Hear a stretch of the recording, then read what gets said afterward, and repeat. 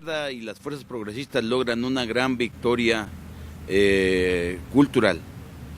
al obligar al Ejecutivo a no aplicar IVA en alimentos y medicinas en el marco de la propuesta de reforma hacendaria. A afectar, a impactar, a modificar los regímenes especiales, tanto el de consolidación como el simplificado, particularmente lo que tiene que ver con transporte y empresas dedicadas a la actividad agrícola, industrial. Y el hecho de que de romper con los dogmas, lo que se ve convirtiendo en un dogma de no mover el déficit cero para efectos de enfrentar problemas de inversión y el reto del crecimiento en el país, sobre la base de que además eso te lleva a la detonar empleos.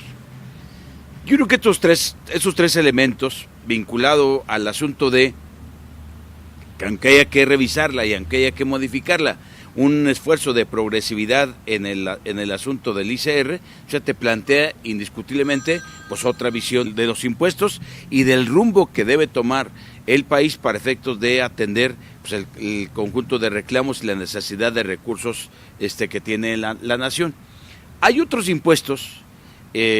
planteados, polémicos, cuestionables, en los que seguramente tendremos que dar la pelea porque se modifiquen, como el asunto de aplicar IVA a colegiaturas para los que llevan sus hijos a las escuelas particulares, como el asunto del IVA para las hipotecas, entre otros. Son asuntos que deben ser, desde nuestro punto de vista, revisados con seriedad, con responsabilidad, para buscarle alternativas. En general, diríamos, tenemos que ser receptivos a un problema que existe en el país y en cualquier país del mundo. Pues nadie quiere pagar impuestos. Sí. Y el problema es que en nuestro país venimos arrastrando una cultura paternalista en donde tanto entre la gente como entre los empresarios, todo el mundo quiere que el gobierno le dé, pero nadie quiere aportar para que el Estado mexicano tenga una fortaleza fiscal que le permita pues atender un conjunto de problemas, de carencias que el país tiene. O sea, uno de los problemas centrales, eso es el asunto de educación o el asunto de salud o el asunto de las pensiones o de la seguridad social en general, tienen que ver con problemas graves como esto. Por cierto, nosotros reivindicamos indiscutiblemente un hecho de que dentro de la propuesta de reforma hacendaria vengan incorporados también el asunto de una pensión a los adultos mayores de 65 y más, y venga planteado el asunto de la creación del seguro del desempleo, que fue una iniciativa incluso presentada por nosotros. Cuando se debatió, cuando en la discusión de la reforma laboral metimos en paquete el asunto de nuestra propuesta de reforma a la Ley Federal del Trabajo, al 123, y en particular la creación del seguro de desempleo como una reforma al seguro social. Entonces, estos asuntos hay que reivindicarlos y hay que corregir otras. En los próximos días nosotros haremos una serie de reflexiones con especialistas en el grupo parlamentario para poder dar con mucha responsabilidad, fundamentar nuestra postura de por qué estamos en favor de determinado tipo de planteamientos, de determinado tipo de impuestos o de propuestas, y en qué no estamos en contra y qué proponemos como alternativas para que el país tenga los ingresos que requiere para poder atender graves problemas y carencias que hay en materia de, en materia de infraestructura, en materia de educación, en materia de salud, en materia de seguridad social, en un conjunto de combate recursos para el combate a la pobreza y a la marginación, en fin, recursos para invertir y recuperar al campo. O sea, se requiere una cantidad enorme de recursos y de algún lado tienen que salir, y tenemos que ser muy responsables en esa situación por parte del Partido de la Revolución Democrática. Son parte desde luego, yo la reivindico como propuestas, como demandas viejas, históricas, de las fuerzas progresistas, en particular de la izquierda, pero yo diría en general de las fuerzas progresistas, porque aunque el PRI haya modificado recientemente sus estatutos, pues no quiere decir que haya convencido a todos los priistas o a todos los militantes o simpatizantes. Hay una parte de los propios priistas que no está de acuerdo con el IVA en alimentos y medicinas, como hay una parte de los priistas que no están de acuerdo con que se privatice Pemex,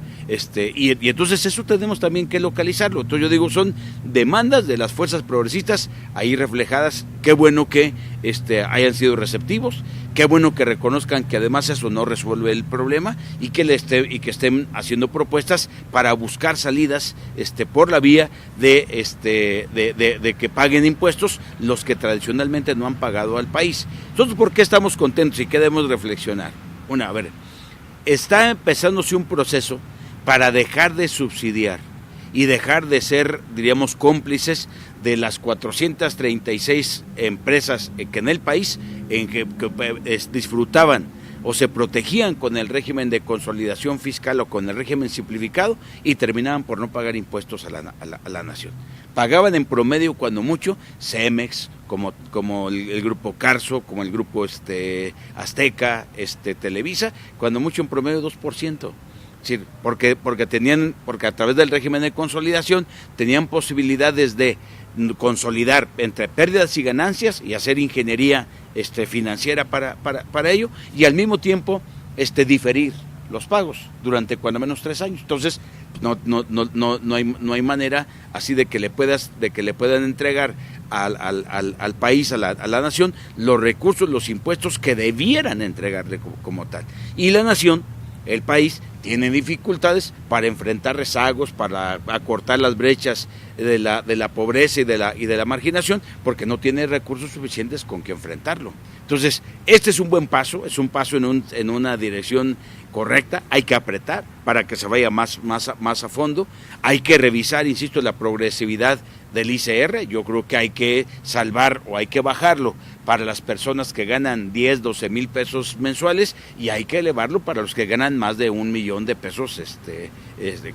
al año, para efectos de que pues sea realmente progresivo y sea justo. Nosotros lo que hemos planteado, y yo creo que en parte se recoge, pero no totalmente, es que apliquemos los impuestos bajo un principio de justicia. Todos debemos pagar,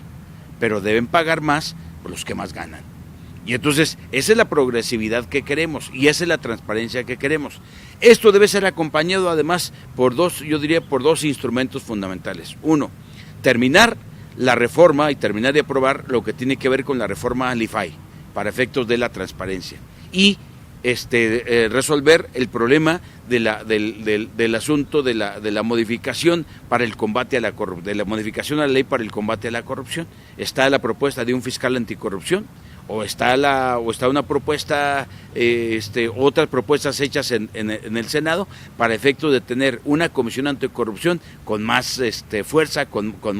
más facultades para ir a fondo al combate a la corrupción, porque creo que al plantearle a la gente que aporte más recursos a la nación, también tenemos que darles instrumentos de rendición de cuentas, de transparencia y de garantías de que no serán usados los recursos públicos para beneficio personal de funcionarios. Entonces son parte de las cosas que estarán, y ser sensibles a los reclamos de impuestos que se pretenden aplicar o que se plantean aplicar y que afectan directamente el bolsillo de la clase media, que son parte de los que profesionistas y gente pues que ya aporta, que ya contribuye con la nación. Yo creo que debe ampliarse la base de contribuyentes, yo creo que debe atacarse en serio la economía informal para que tributen y aplicar a partir de eso, a una base más amplia de contribuyentes los impuestos, pero con esta progresividad y con este principio de justicia.